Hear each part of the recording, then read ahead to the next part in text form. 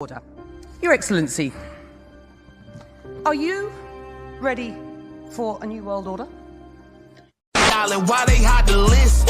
Ignore cutting body count like it don't exist. Obey or they gon' ruin you if you don't submit. It's so crazy they let liberals get away with murder. Did we forget Hillary's emails? They wiped the server. Joe and Hunter don't talk business, huh? They some liars. Why did Joe meet Bobby Ulinsky about his deals in China? Hey, who the big guy? Who getting 10%? So much money to Ukraine, how much have we spent?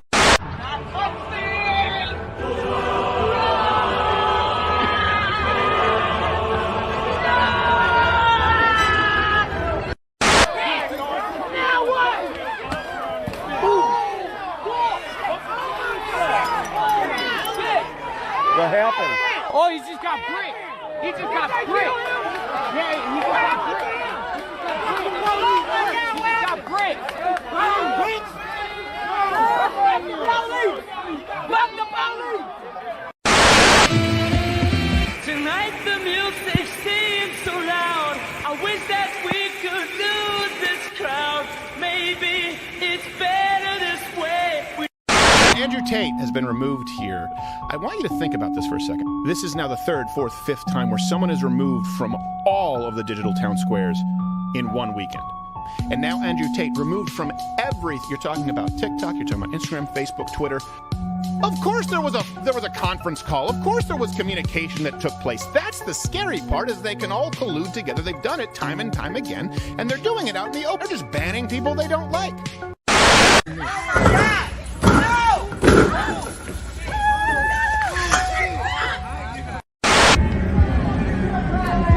Oh, here you go. Here comes another protest. Here comes the march.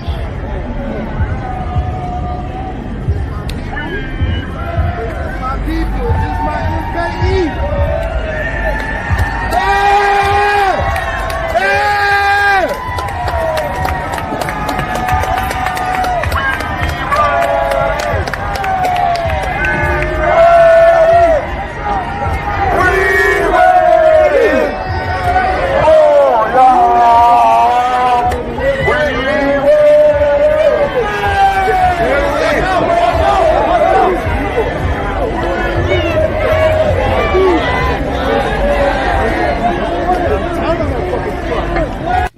Diamond Dave's Ninja School, home of the Judy Chop.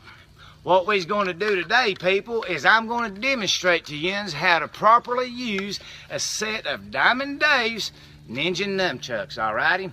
Now, what we're going to do is we're going to demonstrate these bad boys on a pot liquor mock-up, okay? Now, don't be trying my moves at home on your kids or your dogs, and don't go ninja nobody that don't need ninja, alrighty? Because I ain't going to be responsible for nobody's doctoring bills, alrighty? Now, yins just The key thing for the Rosicrucians is that these patterns, everything in the world comes directly from the One, from the mind of God. And then to be able to actually discern the different qualities and functions of things in the manifest world, including things like the different spiritual beings that everyone is connected to all the time, and to become conscious of those and how they affect us, there would be teachings hidden within geometric glyphs. Because again, the geometric glyph holds pure pattern information. It's a packed thought form from the mind of God of a pure pattern.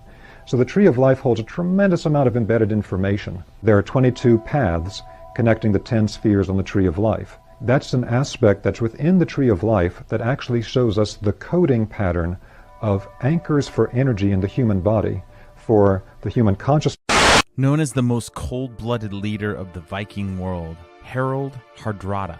He was the most famed Viking of his age. By his own count, he had conquered more than 80 cities, amid the German monk Adam of Bremen. His hair and beard were yellow.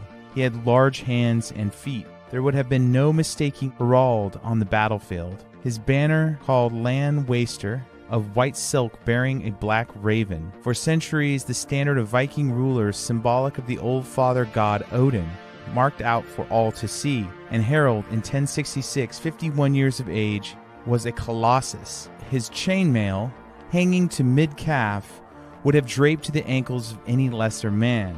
The sagas say he was 5 ells tall.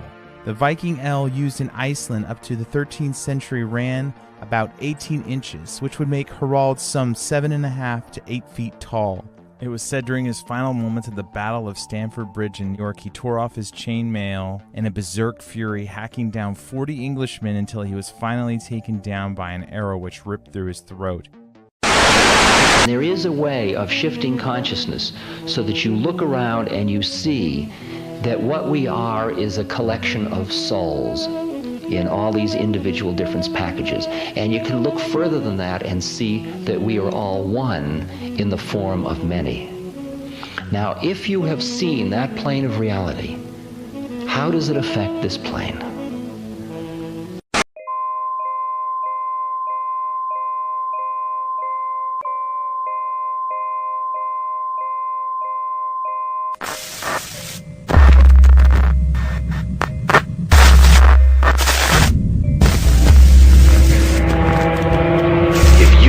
This. You are not alone. This is the resistance.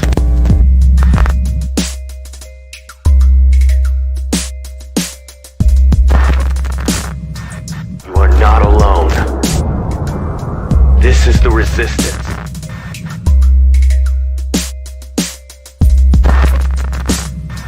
You are not alone. This is the resistance.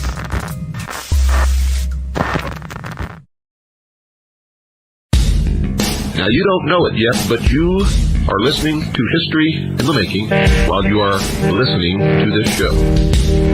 We know now that in the early years of the 20th century, this world was being watched closely by intelligences greater than man, yet as mortal as his own. I want you to get up now. I want all of you to get up out of your chairs. I want you to get up right now and go to the window, open it, and stick your head out and yell, "I'm as mad as hell, and I'm not going to take this anymore!" Censored by the mainstream media, the destroyer of fake news, and your host of the Rundown Live, Kristan T. Harris.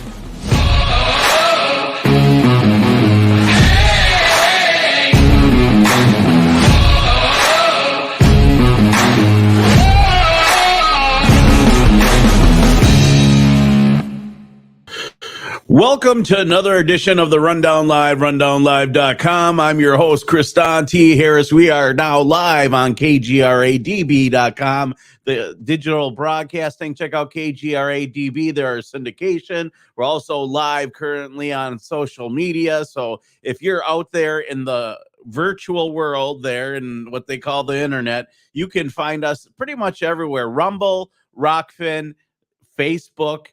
We are on the YouTube strike zone. We might get into that. We figured out finally why it is we're getting random hate attacks on our social media. And there's a big organization that watches the show, and we'll get into that. We'll get into some other things today as well as Kenosha's 2-year. But if you're listening out there, you can hear us pretty much anywhere where podcasts are found. But most likely the KGRADB.com. Also, don't forget they have a free app you can download, Google Play, Apple App Store, and so do we, the Rundown Live. So make sure you guys are tuning in here daily. So today's show, we'll be getting in and diving into some things, including the Kenosha 2-year anniversary. And as you guys know, I was the journalist who captured much of what happened. I literally journaled the entire event from within a few hours of Jacob Blake being shot. I headed on down to Kenosha, and it was wild out there. I'm telling you guys, it was a crazy experience. And you guys, here, we'll put on a screen so this way you guys can kind of see what I'm talking about. But this was Kenosha, 2 years.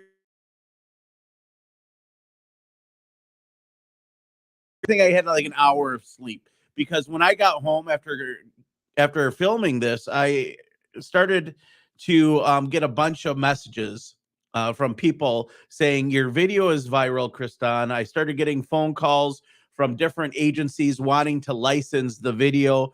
People out there were interested in getting this out there. And then, it wasn't long after this, then YouTube started to really ramp down their censorship on the Rundown Live. But about 2 years ago today is when this event happened. In fact, this would be the night after Jacob Blake was shot. And I went out, and what I witnessed was wild, crazy, like a riot, I guess. There's no other word to explain it. People were upset. Locals were upset after a video went viral on Facebook and other platforms of Jacob Blake being shot in the back 7 times. When I arrived, people were having conversations. There was some conscious debate. There were people outside in between their cars praying and speaking in tongues. They were scared of what was happening, or they were trying to pray for it not to get violent, as people and protesters started throwing bricks through squad cars. And at one point in this video, what you're going to see here in a second, officer tried to drive a squad car away because they were pulling out. There's no way they could secure the location that I was at. It was getting crazy and violent, and calls for violence. People were throwing plastic bottles at them. And at one point, somebody threw a brick through this car that you're seeing right there, and it just missed the female driver, who was probably at that point, she just probably wanted to get the guns out of there and get away. But there's people fighting, people, yelling and screaming. And by fighting, I mean they were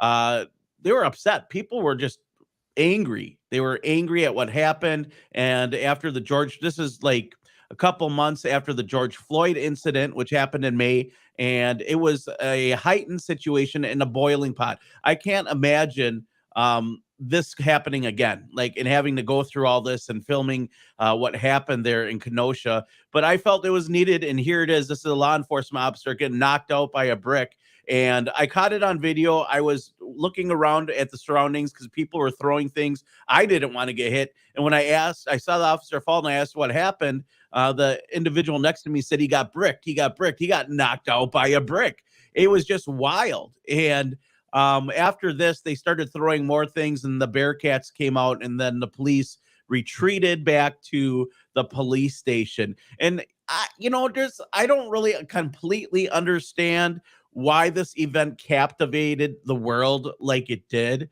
But I think that it was interesting because the video that I took that went viral that night, in the morning, I found out that it influenced other people to be out there. Drew Hernandez spoke about it. He's like, after I saw a law enforcement officer get knocked out by a brick, filmed by who, huh?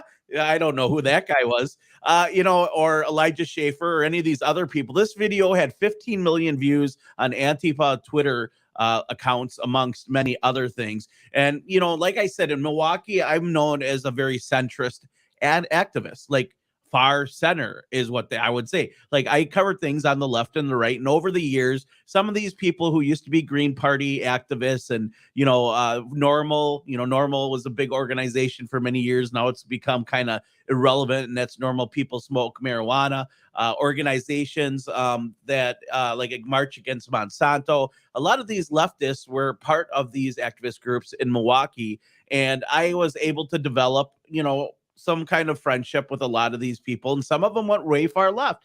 And it's given me a ability to be able to cover protests and be able to be at these things, no matter if they're conservative or liberal. However, that has led to me being very controversial. I'm not somebody out there that's going to be making fun of people, poking the bear. There's guys out there that are great at it. Look at Alex Stein, wonderful dude. Very entertaining, not knocking him at all. But that's his style. That's my style, is more of just talking about things, bringing the research to you from a ground level, bringing you raw video, bringing you raw information as I study, as I research, and we talk about it.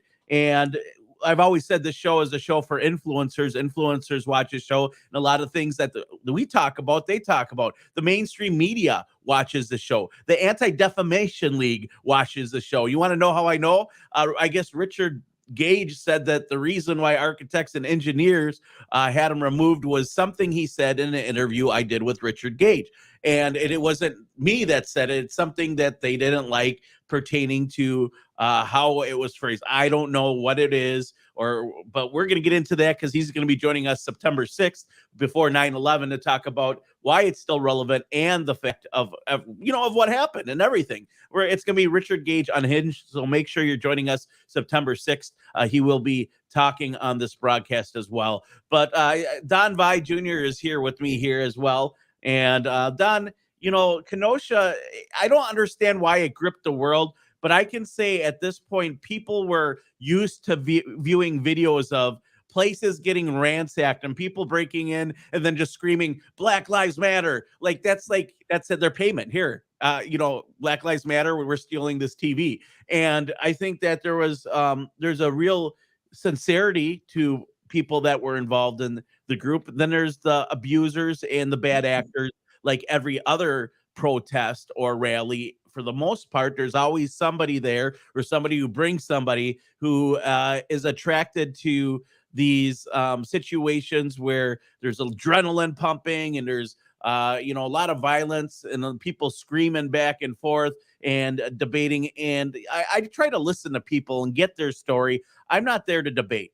I'll have a debate with somebody. I have no problem with that. But the main point here is I wanted people to see what was happening in the United States so there couldn't be fraudulent information. Specifically, I didn't want people to say something like, oh, Kenosha was a false flag. And you want to know what? They did anyways. Literally, some Flat Earth dude was saying that. And I'm like, no, I was there. And he's like, oh, yeah, whatever, blah, blah, blah. And all these people are like, this is an old school activist. This is like one of us. And I don't know what that means by them saying, me as an individual is one of them. Listen, I came from a very self-educated background. That's why I adopt a lot of my conspiracy culture, because a lot of it is true. And just denying that all conspiracies are real is a problem in of itself. So, Kenosha was really well documented. I was able to get out there for the first night. The next day, I got a call from the people over at Alex Jones's place. Rob Dew hollered and he said, hey, you want to come on Alex's show? And I said, sure. And eventually some things happened. I don't know. I don't remember, but I ended up communicating with them and I called in and we did it over the phone. And I talked briefly as a caller about what happened and the law enforcement officer getting knocked out by a brick. And it just was wild. It was wild what was going on. And I can't tell you how many African Americans that were there. They were actually not just concerned for their neighborhood, but they asked me if I felt safe. Are you okay, man? Because there's a lot of anger. And I'm like, listen, I don't believe badges, they don't grant extra rights, right? If you or I shot Jacob Blake in the back under these circumstances, we would have ended up in jail, Don. Yeah, absolutely. And the chaos in Kenosha was really a compounding, if a conflagration, we'll say, because of course things caught on fire both metaphorically and literally. So sort of a conflagration of multiple different sort of factors that played into it. Of course, is right as the protests for George Floyd were taking place. There's also, as you said, there's multiple different actors feeding into it. You have your regular people who are just concerned about their community. You also have the people that go out there that want to just make trouble. And then there's also the factor of just the human psychological factor where groupthink and sort of mass formation psychosis will take over to where everybody's emotions get into a very stressful, very heightened state. And then all it takes is a few bad actors or a few agent provocateurs to make everything go off the rails. And I think Kenosha is the perfect example of a perfect storm in a way. Right.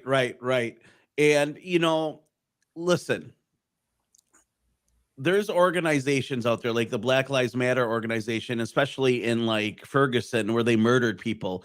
I can't stand with an organization that is involved in those kind of things, but I can understand the sentiment of law enforcement abusing their rights. I can understand that law enforcement is not perfect. But the idea that was going on in the world at this point was the whole ACAB movement, and that stands for all cops are bastards, right? Was it 1312? That's what they were yelling quite often. And at that point, I could understand why a lot of people would feel that way, or understand how law enforcement has become into this like giant revenue generating beast. At the same time, I didn't understand until 6 months later that these same individuals that were screaming this were hiding behind police lines in DC in December, as well as quite often using them as protection, and law enforcement would protect them against these like Proud Boys. There's like 4,000 Proud Boys marching down at DC around midnight, going through the alleys, screaming, chanting F Antifa, like gangs of New York. And the Antifa is running behind cop lines, amongst other things. And you know what? Like, listen, then came January 6th, where the whole Ashley Babbitt thing happened, where an unarmed female was shot. But since her political ideology did not match that, we don't really know what her political ideology really is, to be honest, other than she believed that the election was probably stolen, and she was in the Capitol building and was then shot, and she was unarmed. And then they were carrying signs that Ashley Babbitt deserved it. Don't get me wrong. There's trolls on the left. We got trolls on the right. And some of them are witty on either side. And a lot of them they just want attention. And to be honest, when I saw the left completely embrace this and become weaponized and deep throat the boot, they just, it kind of rang in my head, a ding, ding, ding, ding. This movement is not really about ending law enforcement. It's about making the left the police of an entire area. And, I'm not really for that. Like, I'm not for a political ideology to police anything. Same thing with conservatives. I'm not, like, just because you think marijuana is bad, doesn't mean it should be illegal. Like, just because you have that opinion, just because you don't like something, just because you don't like death metal, and was it the Eagles that was going to have their music banned because Hotel California was responsible for suicides, people believed. And in reality, these people had health and mental health issues, and maybe music was their way of expressing those needs. Like, banning things just because you don't like them is dumb. And that goes with freedom of speech. Like, people don't understand when you protect somebody's freedom of speech when it's done peacefully and you don't agree with it. They don't understand why you do that. And then they want to, now it's guilt by association. If you stand up for somebody who says something bad, right, and you disagree with what they say, and you say, hey, just let them speak. That person has every right to be at this political rally or say what they want, as long as it's peaceful. And then they all immediately think that you're affiliated or that you are a bad person. No, I'm standing up for freedom of speech. And yeah, it's the classical liberal principle of, I disagree with what you say, but I'll still defend to the death your right to say it. And unfortunately, that's really been lost in a lot of our political discourse nowadays. Right. So here in this video, this is where this is going to be in a documentary that's coming out. And he said, "You killed a man, you killed a man, you killed a man." And people were just like in a whole different mental state in Kenosha on this day. And this would have been last night, 2 years ago. And the video that is being shown has about 400 or 500 locals in front of a police line of about 25 officers. And this is shortly after law enforcement was knocked out by a brick by upset locals dealing with the Jacob Blake shooting. And then they literally dragged his body away and pulled him behind lines like it's something in the military. Like imagine being there and witnessing that. And at that time, I'm being aware of things around me, but I'm not really worried for my safety, because all the anger I've noticed at these rallies and events are generally geared towards law enforcement. And it wasn't because law enforcement was Caucasian. It's because a person in a uniform shot somebody in the back 7 times. And people have, different ideas and beliefs on why that happened. But like I said, if I did that, I'd be in jail. And just like if I put my knee on George Floyd's neck for 9 minutes and then he died, And obviously there's people out there saying, well, he was on drugs and that's really what caused it. And that's why he said, I can't breathe. And I'm like, I'm pretty sure that the law enforcement officer that weighed 250, 300 pounds, and he had about a couple donuts in a tank while he was kneeling on George Floyd, which is sad. Like, it's disgusting that law enforcement and like it's organizations like Cop Block, which I was involved with for many years, that really help bring awareness of this cop porn, as I call it, this fear porn, that there's an issue. And Killed by Cops, which was a website that actually documented everybody killed by law enforcement, including Caucasians, which, look at what happened in Colorado with the We Are Change activist who stopped a active shooter and then got shot by cops. Yeah, Johnny Hurley. He was a hero, and the shooter that day openly declared that he was planning to kill as cops as possible. Johnny was able to neutralize that threat and save not only the police on scene, but all the civilians.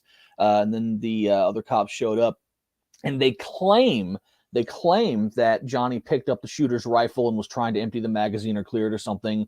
However, people who knew him said that Johnny would never do that. He was very gun smart. He's very situationally aware. And of course, we have no evidence to back up the police's claims because they're still refusing to release any of the footage, whereas the witnesses say that what the police said happened never actually happened. It happened completely differently. But of course, the police have no way of backing up their story because they're not releasing any of the footage.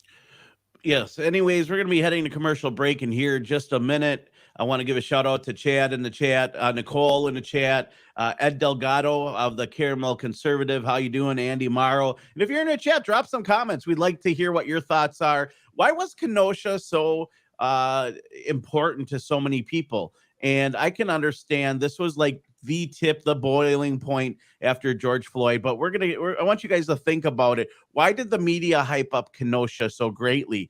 And this is even before the Kyle Rittenhouse situation, which will be technically 2 years from tomorrow night, that I spent like my whole night warning Kyle Rittenhouse to stay off the streets and a bunch of other stuff, as you guys may have seen as I was a witness in the trial. The truth is nobody needed to die that day. Not that I agreed with what the protesters were doing, but at the same time, people have the right to defend themselves. So it's a messed up situation. We'll dive into that maybe a little bit here today or tomorrow, we can get some guests on. I invited Nate DeBruin on. He said he'd come on. I talked to him. He was only available yesterday, and we weren't able to go live yesterday. And CJ Halliburton's going to be joining us. Richie McGinnis, I reached out to. He said that he was going to see if he had availability on the schedule. Great guy. I met him in person, actually. And I gave him my card, and I said, hey, man, if you ever need to talk, I understand PTSD. This is a crazy situation, especially being so close to Kyle Rittenhouse, not as a person, but from when the shootings happened, we were all like energetically intertwined in this area. Anyways, guys, we'll be back after these messages from our sponsors. Don't go anywhere. You're listening to The Rundown live on KGRADB.com, band.video. You can support us many ways. You can donate. Check out our Linktree app. There's a way to do it there. We'll be right back. Looks innocent enough, doesn't it? Lots of young people play cornhole in the park. Seems like a good place to toss a bag around. But sometimes there are dangers involved that never meet the eye. So no matter where you meet a stranger, be careful if they are too friendly. One never knows when the conspiracy theorist is about. Let's take the case of Ronald Farber. Ronald played cornhole all afternoon, and he didn't feel like throwing bags alone, so he decided to ask another boy. He'd done it 100 times before. He didn't think anything was unusual when the boy struck up a friendly conversation. In fact, he seemed like a real nice guy. What Ronald didn't know was that Ralph was sick. A sickness that was not visible like swine flu, but no less dangerous and contagious. A sickness of the mind. You see, Ralph was a conspiracy theorist, a paranoid person with a desperate need to feel they have a special knowledge that somehow sets them apart from the masses. So no matter where you meet a stranger, be careful. If they are too open-minded, if they question the official versions of the facts, and if they don't trust the United States government. One never knows when the conspiracy theorist is about. He may appear normal.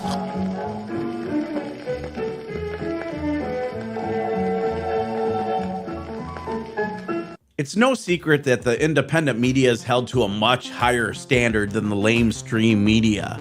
When's the last time that you've seen the New York Times get a 30-day ban for lying about weapons of mass destruction? Or how about the Independent getting a 7-day suspension on YouTube for claiming that everyone that Kyle Rittenhouse shot was African American? The truth is you don't, because they get away with it. We don't. We're independents. And what separates us from the lamestream media is that we are 100% funded by you. That's right. We're your radio program. We're your station. And we're open to everyone. We're interested in hearing all the topics, all the sides, because that's kind of like how science works, right? You take in all the data, you decide what is correct and what is not, but it doesn't censor information, because then you can't make great decisions to feed your brain. We need your help here on therundownlive.com. Support us by heading over to our website and checking out our brand new swag. We have hot and sexy, all-seeing eye UFO pyramid boombox t-shirts. That's right, check them out. They're great, and there's no better way to support us than picking up some swag to spread the word about liberty and freedom and the ability to choose what is real and what is not for yourself, not some ministry of truth. Check us out, therundownlive.com. Pick up a t-shirt today. Again, that's therundownlive.com. Hit our store link and go shop, pick something up, support us.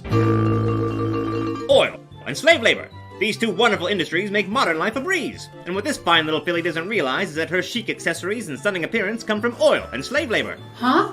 That's right, classy lassie. Everything from your thong to your nail polish, your smartphone to your eyelashes come from oil and slave labor. Your top from Uzbekistan. Shorts from China. Jewelry from Indonesia. And your iPhone from Taiwan. Oh no, not my iPhone! Steve Jobs may have been a genius, but he couldn't work like a 5-year-old Asian boy can. Even your brawn panties from Bangladesh. Whoa there! Looks like science can go no further. Except for these silicone beauties from DuPont. Hey. Oil and slave labor, making the Western world beautiful.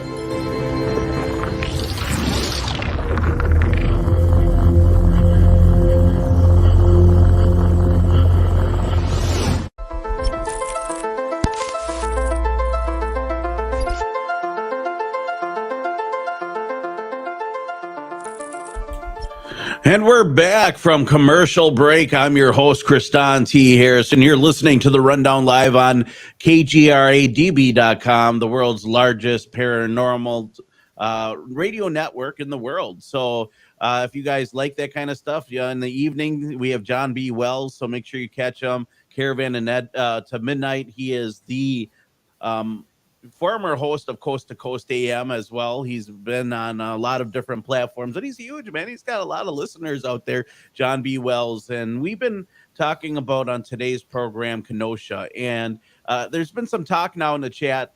Ed from Wisconsin says, my take on Kenosha being so important is because a lot of people didn't think it could happen here. Minneapolis, Portland, Ferguson are worlds away to many people. But when it happened in Kenosha, and by extension to Milwaukee, it came home here in Wisconsin. That's an interesting point because of what was happening here at the time. We've never really, Sherman Park was pretty bad. They burnt down like a Little Caesars and a gas station, but it wasn't like the millions upon millions upon millions of dollars of damage that were done. And, today is the anniversary of the burning of Kenosha, Don. And, here in the background, we have a video that's playing, and this is what I witnessed at 10 o'clock that night. I want you to take a look at this. And for the audience out there, I'm going to let Don explain what he's looking at. There's almost nobody at this protest on day 2. I didn't think it was going to be a big deal. And then all of a sudden, I turn around and I see what Don is going to tell you that I'm seeing. It looks like, the streets were pretty empty, and then all of a sudden we have a massive crowd here moving up from the left side, marching through the area. Seems like they're pretty pissed off. They're marching, chanting. There's one man with a megaphone holding signs that dudes in wheelchairs. Yeah, it just looks like a whole massive crowd of people have moved through, bandanas covering their faces, helmets, masks, all sorts of stuff. So definitely looks like an incredibly volatile crowd. I would not feel particularly comfortable being in the midst of that because holy crap, now that we actually have a view down the street, it is a sea of people. I don't see where the people stops. It was a huge crowd. Right. So, okay. So what happened is a lot of these people came from out of town. As you know, at that point, you had like Chap and Chaz, Chop and Chaz. It was kind of a big thing, and people were flying in and out from all the protests. They were like, that's what they did. They were streaming. YouTube and Facebook were promoting them, and how do I know that? Because when I went live, I'd have 20,000 viewers, and people would be like, okay, then they'd find out who I was and they'd ban my stream, or my stream would be pulled, and they wouldn't allow me to go back on, and I'd have to use another account. And literally, yeah. Okay. So what happened here is in the beginning of the night of Tuesday, I went out at 8:00 and there was almost nobody at this protest. There's about 150 people, and then it dissipated. And finally, it seemed like everyone was leaving. And I all of a sudden heard some chanting, they were singing, "We're ready, we are ready, we are ready for y'all." And then like there's a dude in a wheelchair being rolled around. There's people interlocking arms with shields, like poles, anything like table legs, you name it, anything like that they could use to poke or prod or defend themselves.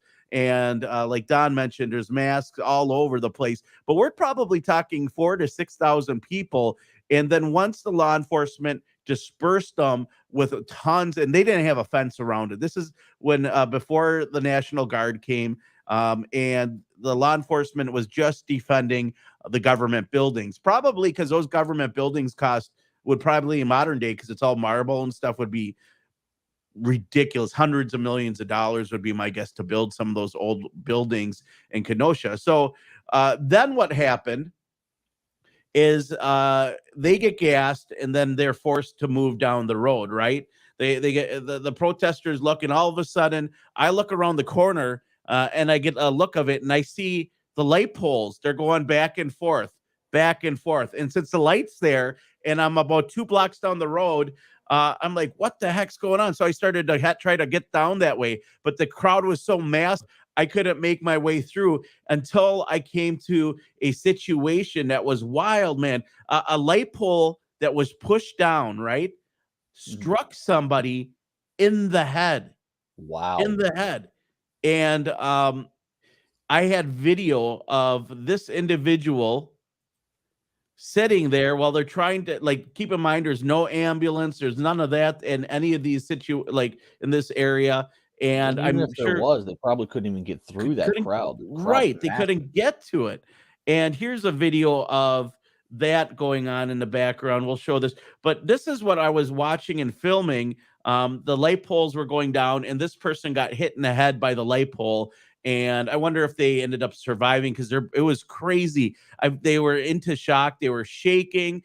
You can see you can't see anything because all the light poles. And we're talking big, like metal light poles. We're not talking those flimsy aluminum modern day light poles. These light poles look like they've been around since the 70s. So they're like this giant, heavy, like iron looking light pole that was kind of had a vintage feel to it, that were 20 feet in the air. And on the top, they had giant lights on them. And when those things came down, I saw them they're about 20 inches thick. They were big. And this person got hit in the head, and they were in shock. And as you can see, this is what they were describing about as medics. The medics came over, and they tried to help this individual. This is what I believe. Who is it that testified and said he got his bicep vaporized? That was, give me a second here. That's not Anthony Huber. That's not Rosenbaum. That's why is this Gage Grosskreutz? Yeah, sorry, it's like I'm having a brain fart on air.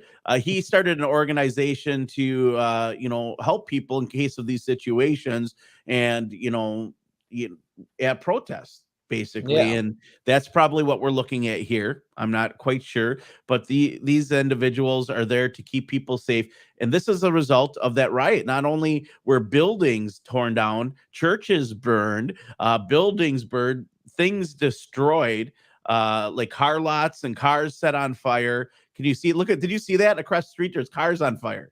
Like that's what we're looking at right now. And this is Kenosha. This is a smaller town. This isn't like Milwaukee. This isn't Chicago. This is like your local community suburb, and yeah, like the city was burned, and most of the people that caused the damage weren't from the area.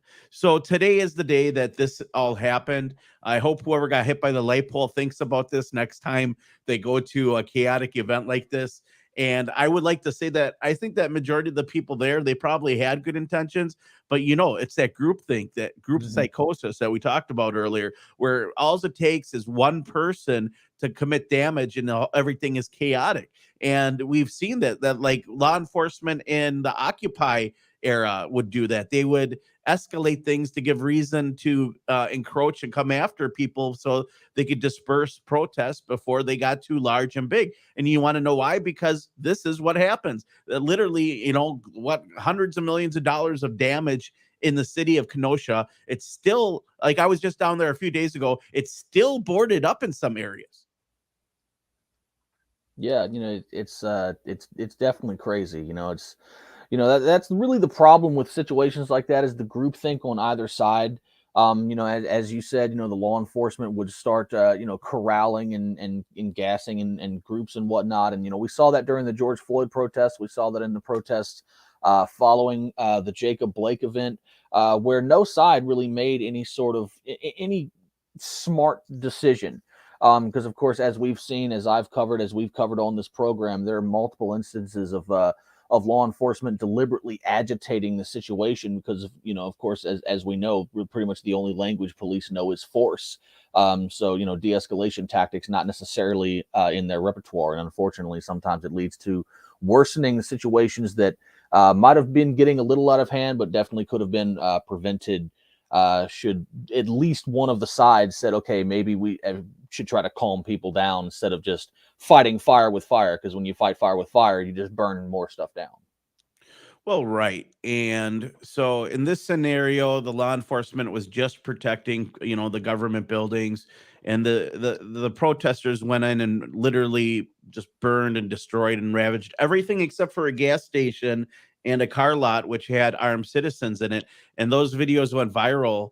Well, by that, I mean hundreds of thousands of views of armed citizens preventing a minority's gas station from getting burnt down that night. And I think that viral video inspired other people to come out as well, because they saw that, as well as other local businesses, including the car lot, which is infamous for the whole Kyle Rittenhouse scenario. They wanted to protect their lots and prevent more damage from happening. So they felt like they wanted to hire some local people with guns to protect their property. Probably not the best idea. Probably should have gotten some kind of real security agency, but they maybe didn't want to pay that. So who knows? Yeah. I'm not quite sure, but I can tell you there's people on this very day and yesterday and all this week who are reliving this. There's kind of this PTSD aspect of going through this, having industrial grade fireworks going off, people with weapons all around you, people ravaging cars. Look at, they're getting this person that was hit by a light pole. They're literally putting them in the back of a car because ambulances won't come because things are so wild. You want to know what's sad, bro? The hospital's 2 blocks away. Wow. And by sad, I mean that ambulances won't come down the road because it's so chaotic. Yeah, definitely. I can certainly imagine people who were maybe not even the people who were here. I mean, definitely the people who were here, but even just those, perhaps living around it, that were just, hunkering down in their houses. You probably have a lot of traumatic memories about that night. I mean, I know I certainly would have. I know we had protests in my area, close by, my place when the George Floyd thing happened. I live right near Petersburg, which is, notoriously a more, more urban, crime-ridden area in some parts. And, we had a lot of, protests and marches going down there. I was listening to Police Scanner just to make sure, keep my ear on what the hell's going on, and, hearing reports of people marching down the streets with guns. And I was like, oh boy, So it's not the same thing. Obviously, I'm not comparing it, but I'm just saying just that situation in of itself. Yeah, just that situation in of itself had me concerned and worried. So I can imagine actually living through something like this has got to be traumatizing. Well, and I spoke with Nate DeBruin. We've been communicating quite a bit, and we've hung out, at least one time. We're gonna hang out a few more times. It's just he's busy now filming UFC stuff, which one of the things that came out of this is Nate DeBruin, who's a local, who just went out and he does photography as a hobby, ended up being able to now develop some sort of career doing it because he filmed and he took wonderful photographs as well as ones used in the Kyle Rittenhouse trial, just like much of my video was used throughout the Kyle Rittenhouse trial. And what you're seeing here, what did you see that there's a kid with a slingshot and he's shooting M80s and rocks at cops and trying to get them through the fence? I kind of was trying to be nonchalant about filming him because he had weapons, and the last thing I want to be done is to get hit in the head with a slingshot. But the media there, it was wild. Like they used dump trucks to block off the roads. People lit those on fire. Then they used MRAPs with cops in them, shooting tear gas and rubber bullets and pepper balls. It was, and then you got the protesters throwing frozen water bottles. Industrial grade fireworks, cherry bombs, slingshotting, who knows what else, at law enforcement. So that whole scenario is being used right now in this upcoming election by Tim Michaels, who's running against Tony Evers. And I'm surprised he isn't going after Evers, shutting down the state economy over COVID, and that's why we have a lot of the inflation, because that's what I would really do is just, hey, you remember the guy who wanted to shut down all your businesses? That's the guy I'm running against. It's easy win. You'd think it would be something that simple, but no, it's not. It's they're playing the whole Kenosha things, working like he was walking down Kenosha and he made the news, and we can put that on the screen. And listen, Tim Michaels is Donald Trump's endorsed candidate. And there's things I can tell you, he's very libertarian minded in many things. I prefer him over Tony Evers. But again, I want to remind you, we're talking about two wings of the same party, right? And so once he gets in, unless he's strong like a Rand Paul or a Thomas Massey or many of these other libertarian minded conservatives, everyone seems to bend a knee to multinational corporatists, which is really the major problem here. Yeah, I mean, that's essentially the foundation of both of America's parties. As the Republicrats, as you could call them, or the corporatist party, or whatever it is. Like you said, two wings of the same bird. They're really just owned by a lot of the same special interests. And it's very few and far between that you actually have somebody that sticks to their guns once they actually get inside office and maintains the principles that they said they would have. The people like Rand Paul or a Thomas Massey or even a Justin Amash, who stuck to his principles so much that he left the Republican Party and joined the Libertarian Party. The fact that we can only name three people that come to mind, it's very few and far. Well, I mean, on the left, they had Ralph Nader, and even though in like the Bernie Sanders, even though you don't agree with the things that they say, they stuck with their principles. And I think that's more of what the left would like, much like, but I mean, more so sticking with your principles to not selling out. And of course, unfortunately, we've seen Bernie do that as well. Endorse Hillary. Not only endorsing Hillary, but we, just recently there was a big vote on sending weapons to Ukraine and supporting Israel's attacks against Palestinians and whatnot, providing them with more arms and funding. And despite supposedly being against all of that, Bernie, AOC, Ilhan Omar, all of, the progressive squad, they all voted in favor of it. They all voted in favor of more warmongering, more civilian deaths, more U.S. and NATO encroachments in that whole area. And we don't even need to get started on that. People have heard me go on and on about that whole thing before. But but the thing is they're using the Kenosha unrest now politically, and government was the main reason why we had the Kenosha unrest. I mean, let's be honest. It was encroachment by police that, stun gun didn't work, but you still don't shoot somebody in the back 7 times. They didn't know what he was going to get. What, he had a box cutter knife or something like that. I'm curious. I'm curious as to what's going to come of this latest absolutely vicious assault. I know Andy Morrow brought it up in the chat earlier. We covered it on the Free Thought Project the other day. Is 3 cops, I believe it was in Colorado, that just beat the ever living crap out of this homeless dude. And I'm haven't heard a lot of things about it protest wise. So maybe it's just going to be one of those fly by night things that goes under the radar. But I'm curious. Hopefully nothing crazy bad happens, but hopefully on the same time, someone speaks up and says, hey, this was messed up and you guys need to be arrested. These cops need to be put in jail. Yeah, I remember New Mexico, they shot that one homeless person. I mean, like, that's been an issue. They beat on the homeless.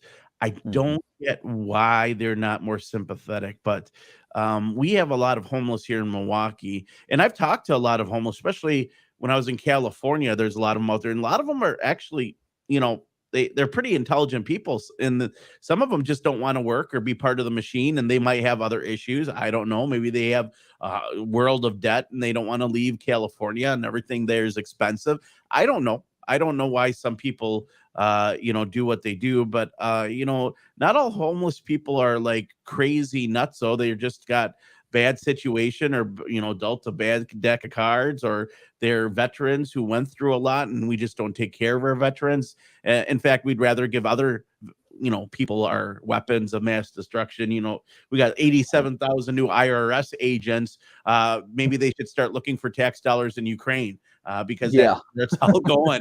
You want to find going. There it is.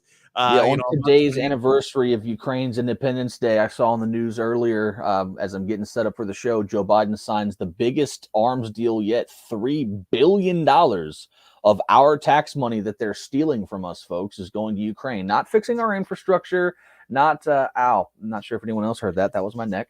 Not going to our infrastructure. Yeah, not going to our infrastructure, not any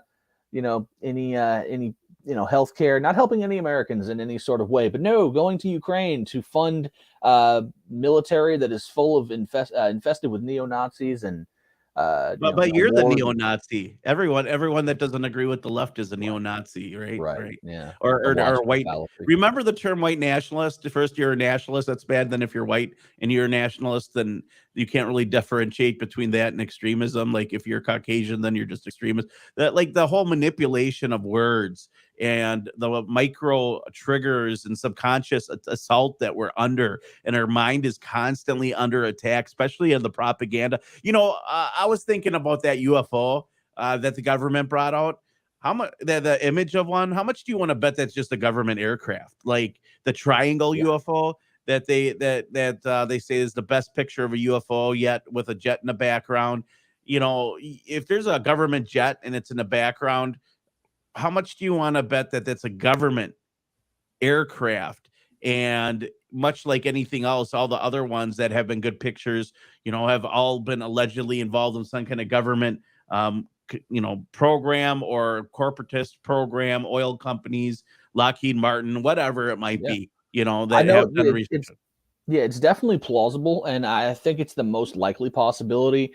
Of course, we have, guys like Bob Lazar who've worked at Area 51 allegedly. And of course, there's a lot of problems with Bob's story. If you go back over the years, there's a lot of inconsistencies with his story. But if he actually, because I don't remember if he's actually provided proof that he did, but if he did work for Area 51, that's one insider saying, a lot of these so-called unidentified craft are actually just reverse engineered, government craft and top secret projects. We know at least there's a few of them that came out of Area 51. The SR-71 Blackbird was misidentified as a UFO multiple times until the government finally said, okay, this is like a top secret spy plane, so you guys need to shut up. We have multiple documents, about the government actually attempting to engineer their own saucer-shaped craft. So it wouldn't, surprise me at all. Well, in order to say that's what the flying saucer sightings were. They had that they brought it out right after Roswell, and they're like, this is what people are saying, That's a good point. I forgot what it was called. It was called Project something or another. And basically, they brought out their own fake UFO and had wheels. And they're like, this is what everyone's seeing. See, we'll just fly it in one time to show you that we just made this, it's probably early drone technology with little, fans blowing it up. Who knows? We just don't know. But that being said, we're going to be heading to commercial break here in just a few minutes, and we're going to be diving into some things like gay bombs and how they blew up Andrew Tate on the internet. So now he doesn't exist. He is the next person to get vanquished off the internet. Again, the ultra leftist social media platforms are just deplatforming people now that they don't agree with. You don't even have to be controversial. I mean, the guy is a little bit, they say he's like misogynistic, but in reality, he's just a real pro. Was it? Yeah, he is. I can't friggin' stand Andrew. Yeah, Tate. He's openly homophobic, openly misogynistic. I don't agree with censoring the guy. I don't agree with censorship. That's what I'm getting at. It's like, should we censor people we don't agree with? And I wasn't gonna say like I agreed with him or not agreed with, well, if it's misogynistic and the things he says. The question is why is it they don't want you to hear people like that? Like, why are they censoring individuals? And it's because they don't like what they have to say. The people with the coexist bumper stickers are the ones banning people.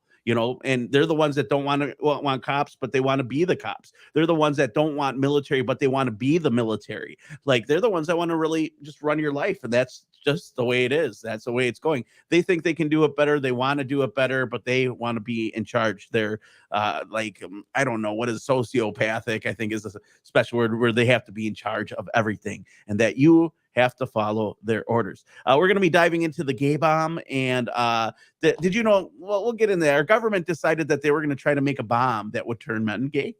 And they were going to use it in warfare because they felt like if they could get dudes to hook up with dudes during war and make them more vulnerable. This is a real thing. The documents come out. We're going to talk about that. We're going to be talking about the first ever AI rapper got a deal with Capitol Records. And he has a video out, and we'll talk about that. And then we're going to talk about them wanting to put chips in criminals' brains in prison. Should they be allowed to have brain chips so they can monitor their behaviors and a whole bunch more? When we come back, you don't miss it. The Rundown Live, rundownlive.com, KGRADB. You can watch this video catalog for free at band.video. And by the way, we have the #1 video right now on band.video last I checked. Because it was, the first night at Kenosha I published up there. So if you want to watch the whole video, it's only available on band.video. Go get it. It lurks in the forest. A 45-foot-high stone owl ready to sacrifice an effigy. It's Moloch! Moloch! Moloch! The great horned giant Babylonian pagan fire god mascot of the Bohemian Grove! Watch Moloch's annual ritualistic thrill show spectacular, The Creation of Hair! Businessmen, bankers, politicians, and presidents side by side, ridding themselves of dull care. For 2 weeks in July, the elite are out to cross-dress, drink wine, and touch penises. That's right, it's Man-O-Rama! This hooded rogue satanic summer camp with skulls is men only. Getting down and dirty in the woods. Plus gourmet food. A barbecue. A baby barbecue. They want to barbecue the babies. But remember, weeding spiders come not here. Mr. Gergen? Say hi to Moloch for me, Canaanite deity, and I'll see you at Eyes Wide Shut, baby. Located at 20601 Bohemian Avenue, just off the 12 freeway in Monterey. Exactly 75.2 miles north of San Francisco. Turn right on Fulton, left on Occidental, right at Green Hill, another left at Brighton, right at Bohemian Highway, and one more right at Bohemian Avenue, and you're there! Brought to you by MK Ultra. Be Control. Be Ultra! Weaving spiders come out here? Yeah! It's no secret that the independent media is held to a much higher standard than the lamestream media. When's the last time that you've seen the New York Times get a 30-day ban for lying about weapons of mass destruction? Or how about the Independent getting a 7-day suspension on YouTube for claiming that everyone that Kyle Rittenhouse shot was African American? The truth is you don't, because they get away with it. We don't. We're independents. And what separates us from the lamestream media is that we are 100% funded by you. That's right. We're your radio program. We're your station. And we're open to everyone. We're interested in hearing all the topics, all the sides, because that's kind of like how science works, right? You take in all the data, you decide what is correct and what is not, but it doesn't censor information because then you can't make great decisions to feed your brain. We need your help here on therundownlive.com. Support us by heading over to our website and checking out our brand new swag. We have hot and sexy, all-seeing eye UFO pyramid boombox t-shirts. That's right, check them out. They're great, and there's no better way to support us than picking up some swag to spread the word about liberty and freedom and the ability to choose what is real and what is not for yourself, not some ministry of truth. Check us out, therundownlive.com. Pick up a t-shirt today. Again, that's therundownlive.com. Hit our store link and go shop, pick something up, support us. We have before us the opportunity to forge for ourselves and for future generations a new world order, a new world order, a new world order, a world where the rule of law, not the law of the jungle, governs the conduct of nations. When we are successful, and we will be, when we are successful, and we will be, we have a real chance at this new world order, an order in which a credible United Nations can use its peacekeeping role to fulfill the promise and vision of the UN's founders.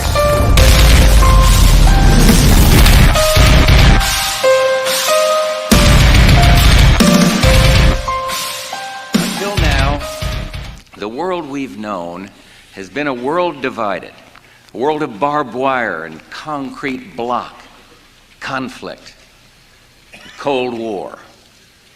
Now we can see a new world coming into view, a world in which there is the very real prospect of a new world order.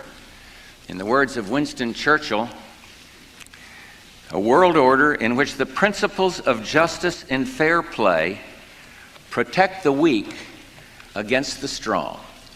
A world where the United Nations, freed from Cold War stalemate, is poised to fulfill the historic time and time again about a new world order. And this is the best chance to begin to establish the new world order. And that's why the stakes are so high. Out of these troubled times, our fifth objective, a new world order can emerge, a new era, freer from the threat of terror, stronger in the pursuit of justice, and more secure in the quest for peace. An era in which the nations of the world, East and West, North and South, can prosper and live in harmony. 100 generations have searched for this elusive path to peace, while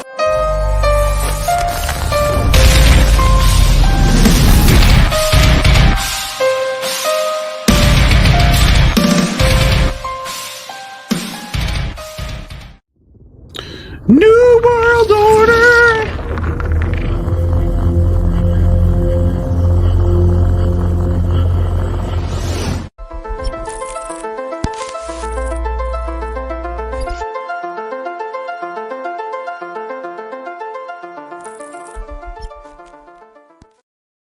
New World Order! Yeah! KGRADB!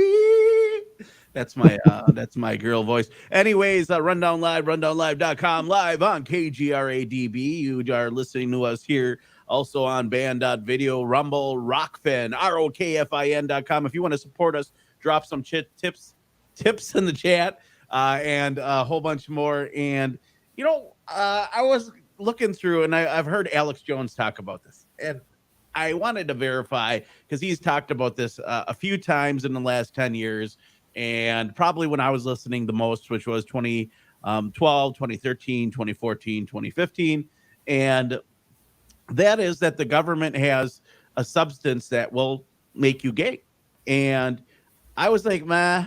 But then I started doing some research and I stumbled upon the government documents of said experiment, which the military, would you believe that the military wanted to make a gay bomb so that dudes could shack up? And so while they shack up, they could easily go in and infiltrate and kill people.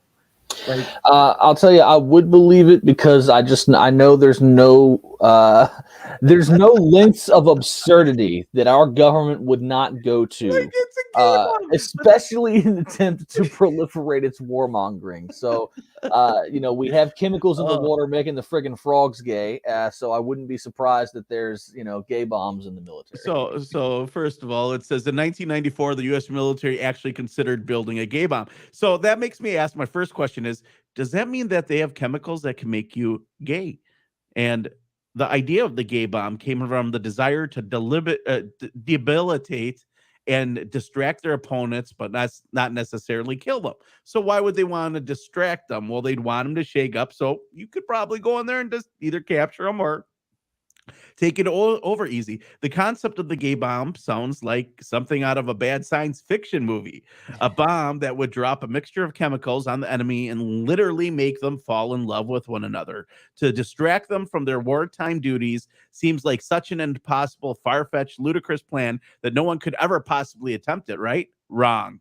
In 1994, the United States Department of Defense was looking into a theoretical chemical weapons that would disrupt enemy morale, debilitating enemy soldiers, but not going so far as to kill them. So researchers at Wright Laboratory in Ohio, a predecessor to today's United States Air Force Research Laboratory, began exploring some alternative options. What existed? They asked, and that would distract or delude a soldier long enough to mount an attack without causing the soldier any bodily harm. The answer seemed obvious: sex. But how could the Air Force make that work to their advantage? In an act of brilliance or insanity, they came up with the perfect plan. Gay bomb. They put together a 3-page proposal in which they detailed their $7.5 million invention, the gay bomb. The gay bomb would be a cloud of gas that would be discharged over enemy camps that contained a chemical that could cause enemy soldiers to become gay. Okay, I'm going to stop right there. Did you just hear that? A bomb that contained a chemical that would cause enemy soldiers to become gay. So do they have such a chemical? I have no idea. This is honestly my first time ever hearing about anything like this. And trust me, I've researched some wacko shit. Well, okay. So maybe I've been down some deep holes, and we're talking rabbit holes here. Everyone get their mind out of the gutters. That contained a chemical that would cause enemy soldiers to become gay and to have their units break down because other soldiers became irresistibly attractive to one another. So I tried to look it up, and here it is. This is the document. Government document released on how to harass, bad guys, capability stop and uses in which it could be put, the chemicals that can be sprayed onto enemy positions or onto infiltrated routes used by enemy forces. 3 classes of chemical weapon are proposed.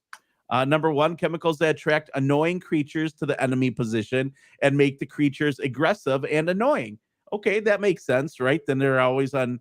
But that's going to bring attention to you, right? If you're trying to sneak in or whatever, they're going to be looking extra close, right? Chemicals that make lasting but non-lethal markings on the personnel. Those that were exposed to chemicals during the travel on infiltration routes or from being sprayed while in their enemy camp could be easily identified by the smell or appearance weeks later, making it impossible for them to blend with the local population. The chemical marking should also be annoying to the exposed individuals and to those around him or her. This government document says there's a variation of the theme that would be that would have the counteracting treatment and affect personnel would have to come to us for the treatment. So they got all these different things here, but one of them is it would make them attractive to one another, one of these chemicals.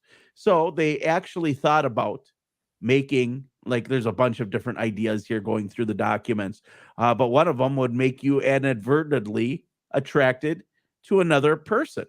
Like, so does that mean that this is like the ultimate aphrodisiac, like, drug? Like, you want to fall in love and you can't fall in love?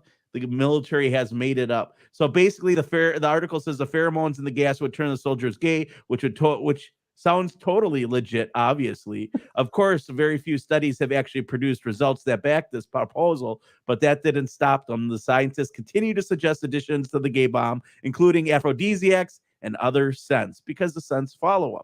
Thankfully, the gay bomb was only ever theoretical, never put into motion. There it is. That's right up there with wild.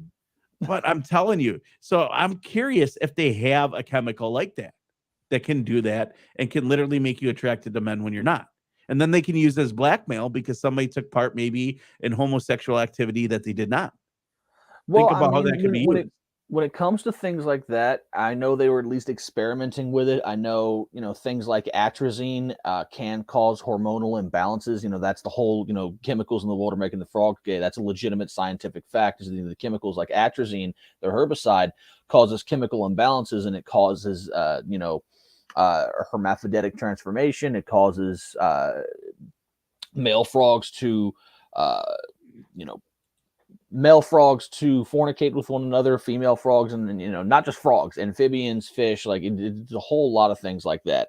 And then of course we know, LSD and what's the other one? Ecstasy. Ecstasy just makes people super horny. So come up with some sort of concoction with those things. It's maybe possible.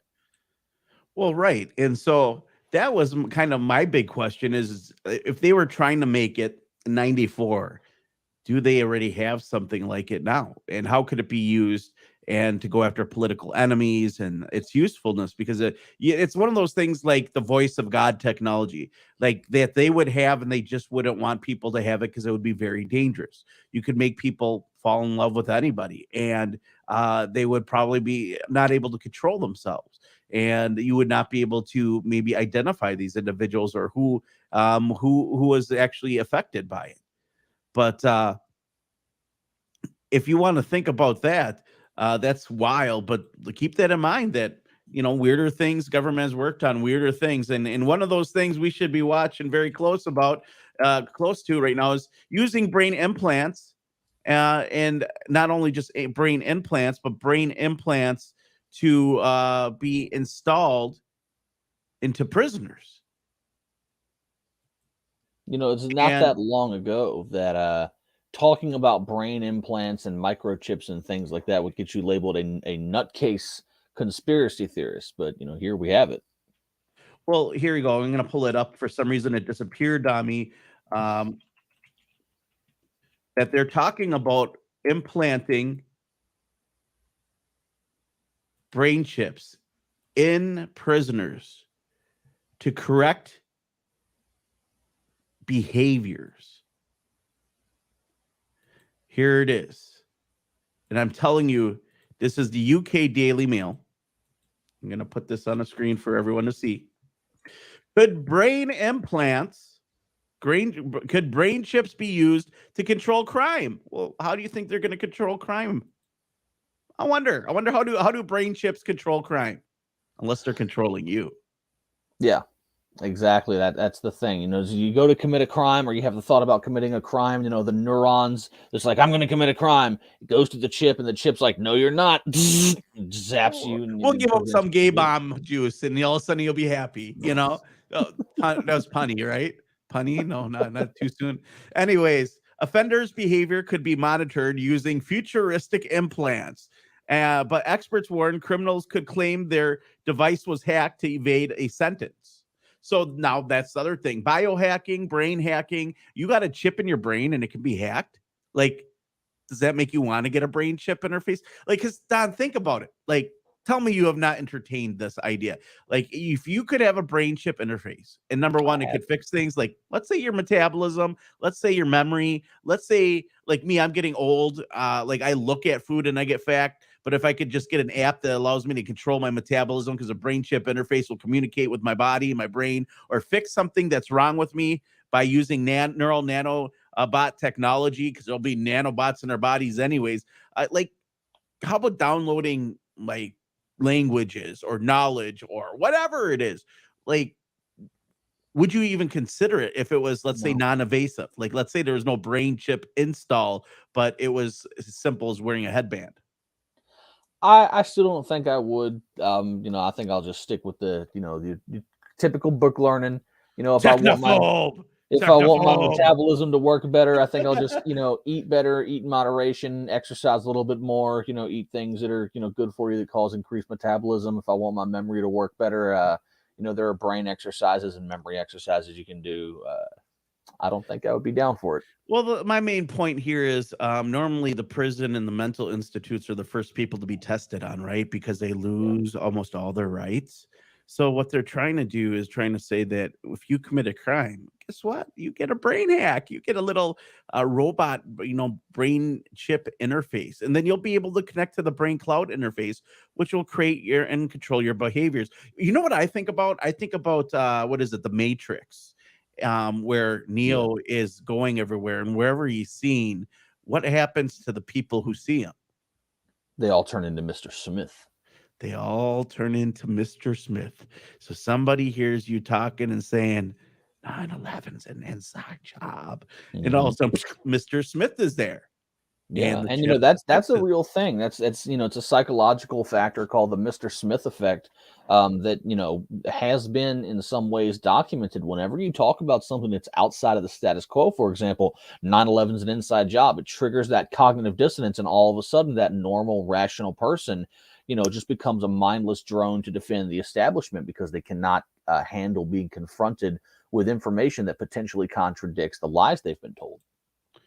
Right. And so we're going to start chipping prisoners. But what happens once what happens when they get out? They're going to want to biohack that stuff. They're going to they were going to want to get away from the government actually monitoring them.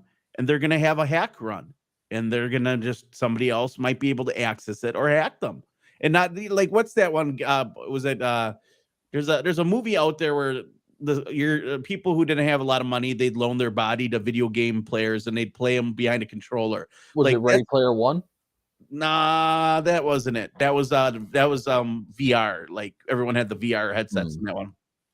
This one, the guy's daily job was to go and fight like aliens or something. And when he checked in, he no longer had control of his body, but some guy that was running him like a drone from behind the scenes did. And I forgot the name of the movie. So if you're in the chat or if you're out there and you know the name of this movie, you can send us email, show tips at therundownlive.com. Anyone that's a longtime watcher, listener, please feel free to send us email or tweet us and more. But listen to this. Okay. So here's the UK Daily Mail telling you what I was warning you guys about 10, 15, 20 years ago, not for 20 years ago, let's say 15 years ago, brain chip interfaces,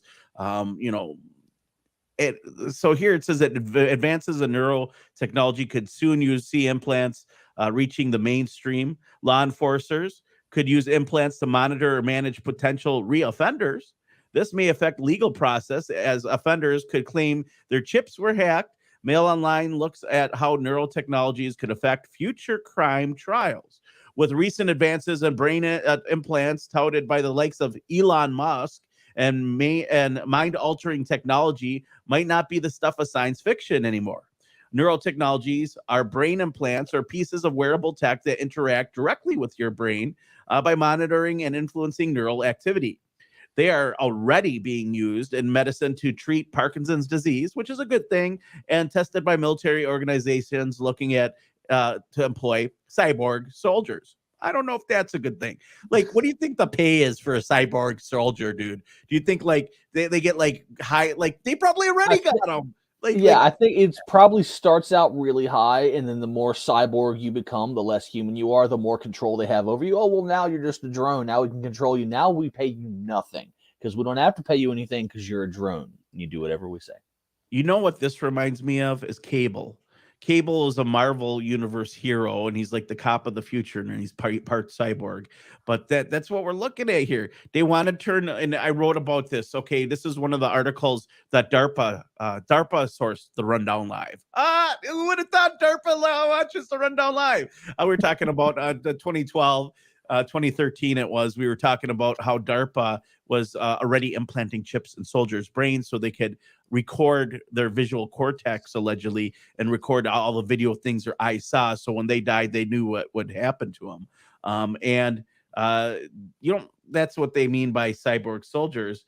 And a report published a month later by a lawyer, Dr. Alan McKay from Sydney University, looked at the ways legal profession could change if implants become more mainstream in society. Well, if you have implants and you can watch anything and it will be recorded in your brain, maybe you don't even need the brain chip. You'll just have a contact lens that records everything in 4K, and then you can review it on your TV. So when you forget where you put down that your keys, where you left your keys at, you can review your video from the day of everything you looked at and what you were at. Maybe you went to a concert, maybe you bumped into a girl or a dude that you were interested in, and you want to rewind it and you had a good time or whatever. You'll be able to replay all your memories because the brain chip interface will connect to a brain cloud interface that will download all that fun stuff. So anyways, the things you learn here at the Rundown Live, it suggests that law enforcement agencies could utilize brain chips in order to manage the behavior of the convicted and to help prevent reoffending.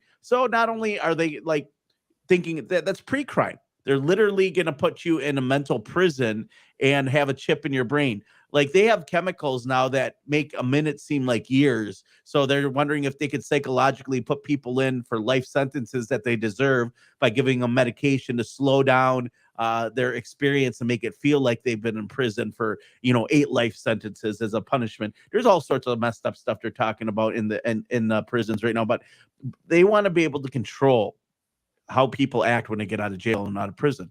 You know what kind of people they want to control mostly are conservatives. So how are they going to get people like conservatives to put this in their brain? They're not. They're going to have narrow nanotech that's air-based, sprayed with chemtrails. Just kidding. That was the conspiracy. If you know anything about the chemtrail conspiracy, there's people out there that believe that there's nanoparticles of aluminum that can be controlled to communicate with the brain cloud interface because it's neural nanotechnology, which I don't like. I'm not subscribing to that. I do subscribe to the weather modification aspects of the chemtrail ideology, but that's about it because that's proven. That's real. You can look it up. But back to this topic, should we be putting chips in prisoners' brains? No, I don't think so. Chanel, our producer, made a great point just a second ago in the private chat. What happened to the constitutional protections against cruel and unusual punishment? The last I checked, the Constitution still applies to prisoners, and that's certainly that's bordering on like MK Ultra sort of torture style. Right. Where do you think this came from? Where do you think these studies came from? They tried doing it without the chip, and somebody and then the round table's like, "See, I told you we got to use the computers, cyborgs," and here it is, another article from today: using brain implants and machine learning to decode intended speech of people who can't speak. Again, wonderful thing. The person won't be able to think, and the brain will be able to communicate with, let's say, you'll be able to think things. You've heard of like Dragon naturally speaking, right? You speak to your computer, it prints it out. Now you'll be able to think things to your computers, and it will print it out right on the screen. That's what we're talking about here. And this is from medicalexpress.com. UC Davis Health is recruiting people for a clinical trial with the goal of building a neurological prosthesis for restoring speech to people who have lost it or they don't have the ability to speak. The research is aimed at people who have neurological injuries or progressive neurological diseases, such as spinal cord injury, stroke, and a big disease or injury I can't pronounce. With this study, U.S. Davis joins BrainGate, an ambitious consortium of universities and academic medical centers studying how brain-computer interfaces can be used to restore neurological function. This is all good stuff, but what else does brain chip interface does? It's going to monitor you at all times, right? Of course, there's always going to be backdoor technologies. There's always going to be, Trojan horses associated with stuff like this because, like you said earlier, the Rundown Live's been calling this out for 15 years. And, I'm sure in the very beginning, long before I came along, people are like, oh, this crazy Kristan believes we're going to be putting chips in people's brains. Well, fast forward to 2022, you got mainstream media talking about it. Before that, you had guys like Elon Musk talking about it. So, right. And here it is. This is something we didn't get to, but maybe we did, but it correlates. And that's the World Economic Forum back in Canada to launch the first federal digital ID program, which will use facial recognition. But at some point, people are going to want their privacy, and there's going to be software out there to do that. And how long before they just want to chip everyone? Or they won't need to. The chip will be in your ID, and it will do the same thing. It'll communicate with your brain because it'll use nanotech. Well, I think that actually just came up recently. Give me a minute to check for it because I'm sure I recently saw something about. Yeah, here it is. Free Thought Project. We published the other day. World Economic Forum pushes chip implants for children, comparing them to eyeglasses and hearing aids. Let me see if I can. No way. Yeah, No way. Crazy stuff. Let me see if I can share my screen really quick. I'll pull it up. We just put this out the other day. That's why I remembered it. Did you link the Rundown Live's Chippy the RFID video going to a school near to you and chipping your kids that we made from 2013? Well, I didn't Probably write not. it. I think it came out. I think we might have aggregated it. Yeah, we aggregated it from Reclaim the Net. Yeah, the latest highly controversial technology and policy that the World Economic Forum has set out to normalize is the idea of implanting tracking chips into humans. It wasn't that. Yeah, exactly what we were just talking about, man. It wasn't that long ago that those speculating on a future where this is happening would get dismissed as conspiracy theorists, but now the world's elite's most vocal outlet is predicting that chip implants will eventually become just a commodity. And the World Economic Forum makes a case that implanting chips into children could be viewed by parents as a solid, rational move. All of this crops up in the blog post on the organization's website dedicated to the Future Augmented Reality, AR, and what is referred to as an augmented society. So it's linked right here to the blog post. So let's just pull it up here. Okay, it's not While you're pulling that up, I want people to know, not only did I call this, I went one step further and I said, when they make designer babies, they're just going to sew it right into your DNA. So it won't have to be a hard computer chip. It'll be a biological quantum computing chip. And, you know, that's what it's going to do. And I got to put 60 seconds, guys. You guys want to see this? 2013, this is the Rundown Live. This is...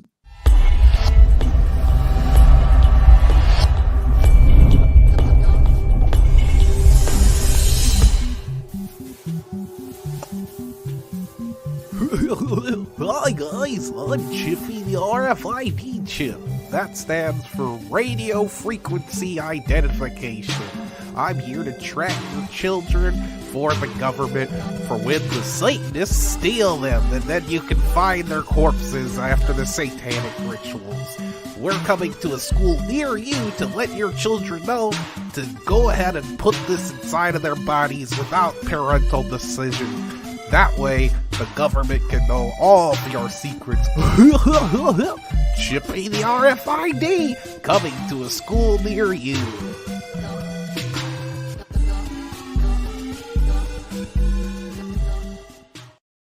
That was a satirical piece we did in 2013.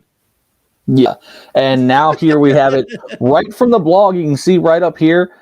World Economic Forum. Yeah, worldeconomicforum.org is right up here. This is their official blog post. Augmented tech can change the way we live, but only with the right support and vision. And this is the blog post in which they're talking about putting chips in children. Help us prevent the spread of disinformation. This article has been intentionally misrepresented on sites that spread false information. All right, we got to dive into this when we get back. We're heading to commercial break, guys. You're listening to the rundownlive.com. I'm your host, Kriston T. Harris. Send us emails, showtips at therundownlive.com. We'll read them on air. Show tips at the Rundown Live. You can tweet us at Rundown Live, or you can find us Rockfin, Rumble, anywhere where podcasts are found on the internet, and check out therundownlive.com. We'll be back in just a moment. This is Band Questions, take one. Who? What? When? Where? Why? How? Question. Questions. When I was growing up, I had so many questions. I think that questions lead to more questions. Ignorance is bliss. By middle school, A child's curiosity is at an all-time high. And that's because kids like to ask questions. We need to help them tune out. Truth doesn't matter. let's just ban questions altogether. And encourage kids to do what they're told. To be dull and uninformed. Listen to the voice of authority. There are limits. Dare to be boring. You can't change the world. Let's ban questions. Be dumb. Be you. Ban questions. Encourage kids to obey today. Take the pledge at thejoycamp.com. We're not asking, we're telling. It's no secret that the independent media is held to a much higher standard than the lamestream media. When's the last time that you've seen the New York Times get a 30-day ban for lying about weapons of mass destruction? Or how about the Independent getting a 7-day suspension on YouTube for claiming that everyone that Kyle Rittenhouse shot was African American? The truth is you don't, because they get away with it. We don't. We're independents. And what separates us from the lamestream media is that we are 100% funded by you. That's right. We're your radio program. We're your station, and we're open to everyone. We're interested in hearing all the topics, all the sides, because that's kind of like how science works, right? You take in all the data, you decide what is correct and what is not, but it doesn't censor information, because then you can't make great decisions to feed your brain.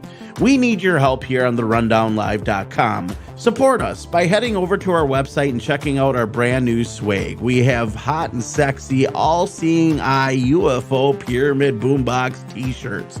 That's right, check them out. They're great, and there's no better way to support us than picking up some swag to spread the word about liberty and freedom and the ability to choose what is real and what is not for yourself, not some ministry of truth. Check us out, therundownlive.com. Pick up a t-shirt today. Again, that's therundownlive.com. Hit our store link and go shop, pick something up, support us. Hey guys, I'm back with Is that The Bachelor? Oh, great show. Oh, what's up, dude? Hey, you were just in time. What's up, buddy? I've got something that'll make our favorite show even better. Oh, I bet I know what he's talking about. Oh, yeah! That's what I'm talking about. That was what I was talking about. Is it sativa? It's just called Truth Bomb. Truth Bomb Hybrid. You finna get woke. Oh. I don't really know what that means, but we're woke, so it sounds like let's get even just fine. woke. Hey, you guys, there's a warning on here. Charlie? You shall. How is it? Taxation is theft. What did you say? You have to pay taxes. Otherwise, who would build the roads? You're right. Besides, Big Pharma is keeping us sick. Wait. What? It's true. Try this. Public schools are indoctrination camps. Oh! Whoa! This packs a mighty powerful punch. Wow, that's the strongest little joint I've ever seen. Let me put this tiny And thing they are down. indoctrination camps. They are. Take another hit. Take another hit. I gotta see where this goes. Okay, tiny joint. Do what you do. The fluoride in our water is calcifying our pineal gland. Oh my god! That makes so much sense! That makes so much sense! That's our third eye! That's our third eye! Hold on. Wow. The Super Bowl halftime show is a mega occult ritual. Oh shit, it is! It's in plain sight. Oh, it's in plain sight. Give me. My turn. Circumcision is genital mutilation! Oh, they just cut your dick tip right off. Just cut it right off. And I'm Latino, I should still have mine. Guys, I have an idea. Oh, what's your idea?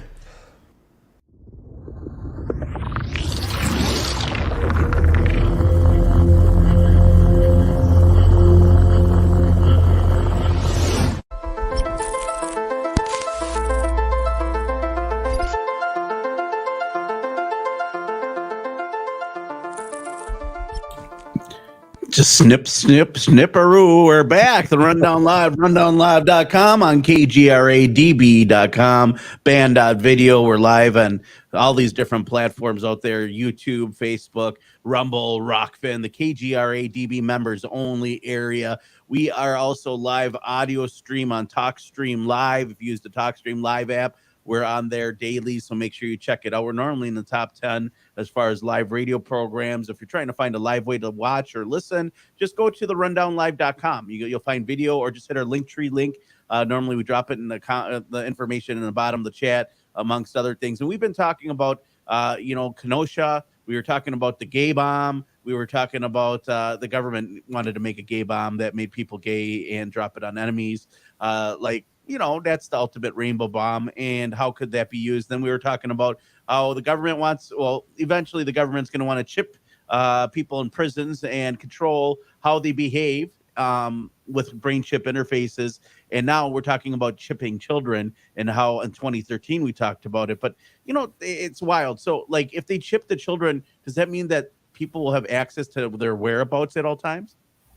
I think so. That was one of the biggest concerns was, just, basic civil rights, privacy, and then the very concept of human autonomy goes into this. And, I still have the World Economic Forum's article pulled up, and apparently they have a YouTube video attached to it. So if we can pop that back up on the screen, we can see exactly what it is that they're saying with some of this stuff. Because obviously at the very top of the article, Chip your kids. Yeah. Chippy the RFID coming to school next week. I'm gonna dress up as Chippy for Halloween. Right at the very top of the article, it says this article has been intentionally misrepresented on sites that spread false information. What's false about it? You're talking about putting microchips in people. We've been talking about it I've been talking about it personally since 2014. I'm sure you've been talking about it a lot longer, and there's been people just like full Alex screen Jones. this bad boy. Hit play and full screen this bad boy. Hell Let's see yeah. what the WEC has to say.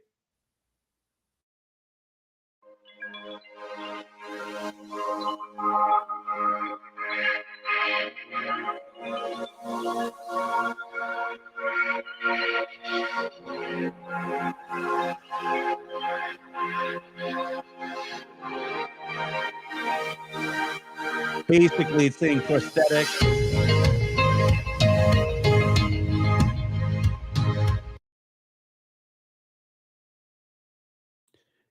It's amazing to me, Don, like how welcoming they make these videos. But what they're showing out there for the listeners, somebody actually has a chip being put underneath their hand, implants into the brain, help with this and that. And I get it. There's a lot of medical benefits. But what about the behind the scenes stuff? The tracking you, controlling your behavior, knowing where your kids are at all times. So when a satanic organization wants to come sacrifice them to Moloch at Bohemian Grove, they know where your kids are at. I'm just throwing it out there. Not that would ever happen. And not like they have a cremation to care. Not that there's a place called Bohemian Grove where 1,500 white elitists go and do bizarre KKK wardrobe rituals that are semi-Masonic in the woods to Minerva and other deities. That would never happen. That's all fake news. Don't research Bohemian Grove and don't listen to this show anymore, because none of this stuff is going to come true. Like chips under the hand. You know what else this is frightening about? What else is really frightening about this is the idea that this whole idea that the government's going to surveil like your heart condition, your health. They're going to know what you consume, what you don't consume, and a whole bunch more. Wild stuff, Don. If you want to pause this, and I think that it's wild for those out there listening. What we saw is a cartoon and a very friendly installation video of chips and how they can benefit humanity and how they can fix allergies and how they can make people who can't walk again walk. Which those are great uses, but the problem is what else? People can hack them. What can they hack? Like literally, can they take over your brain and use your body and all that and a whole bunch more?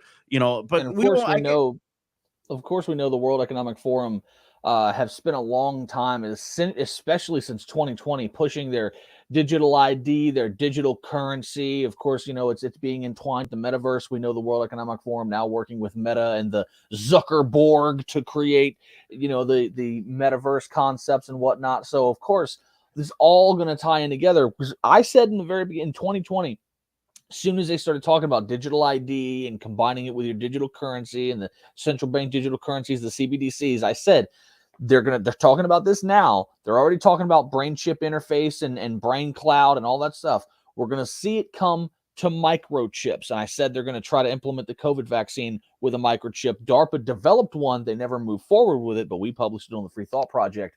They did develop a COVID vaccine microchip that they never, to my knowledge, never moved forward with the public. And now the World Economic Forum talking about putting chips in children. We've been saying for years, do not get the chip. Mark of the beast, folks. So did you know that there's an AI robot rapper? Am I the last person to know that AI? like we talked about AI making music before. They wrote a Nirvana song, but Capitol Records is parting ways after signing an artificial intelligent robot rapper after people are coming out and saying it's racist.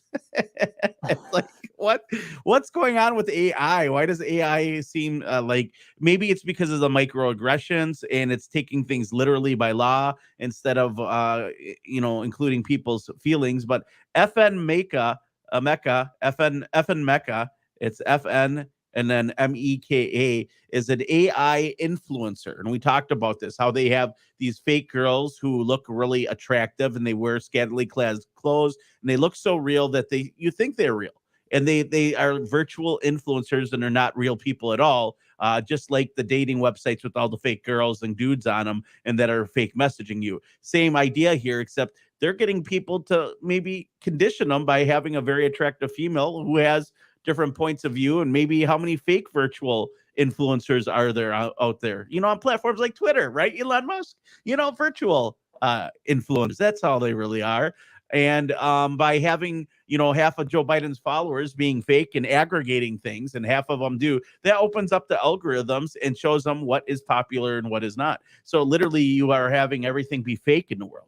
It's not that it's popular. It's that AI has made things popular. And here we go. FN Mecca, rapper, got dropped from, his record label, Capitol Records. See, I just knew it was a matter of time before AI got signed to a record label. But I didn't think that they were going to go ahead and just remove it or go the other way. And I've talked to some musical experts, and I think I mentioned it on the show, and they said they don't think AI will be able to do it. But this is what he looks like. This is like him moonwalking around an Elon Musk Cybertruck.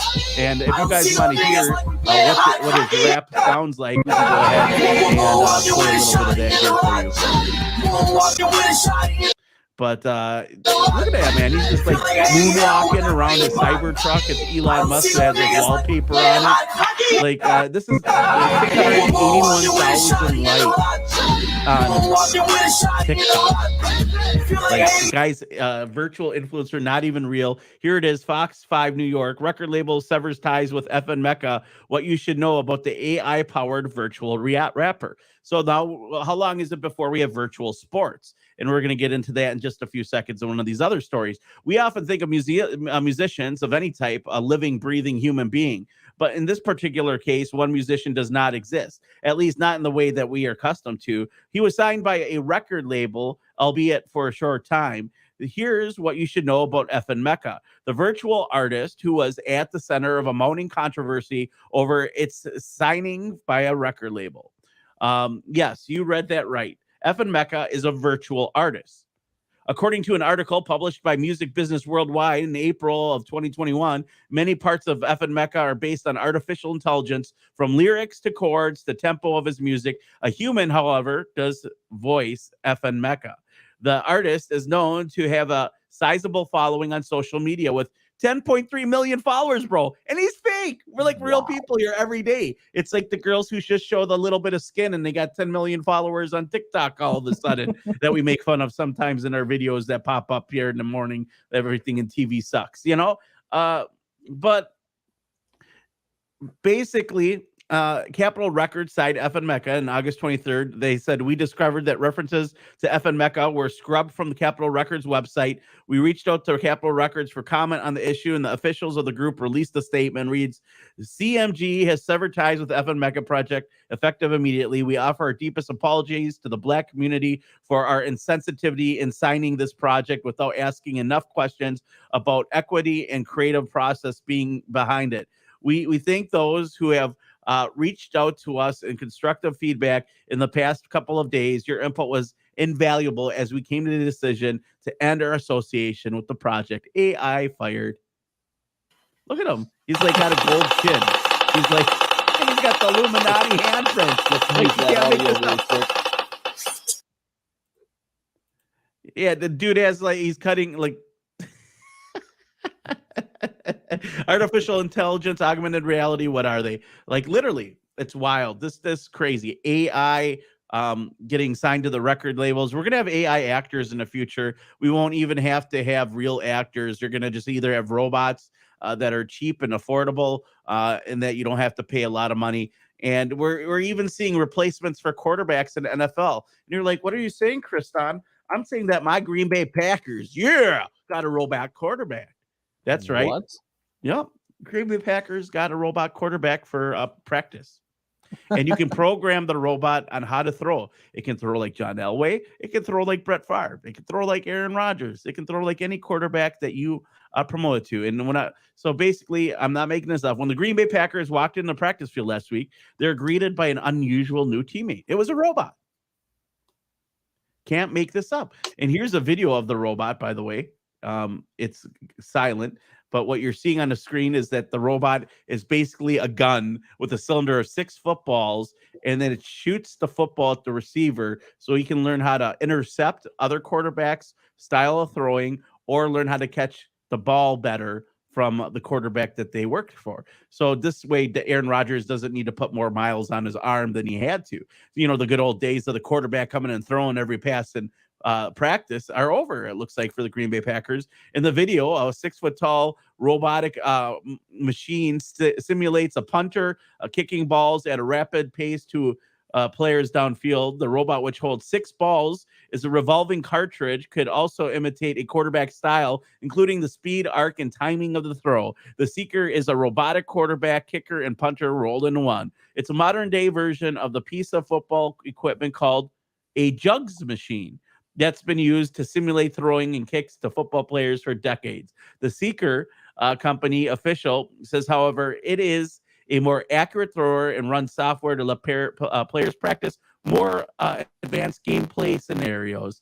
So there you have it. The Green Bay Packers, my hometown football team, as in hometown Wisconsin, getting robots and adding robots to their repertoire.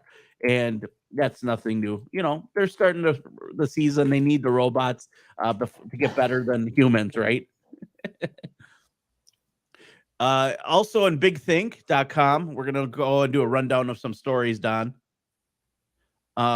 We are building a species-level brain with big data and ubiquitous sensors.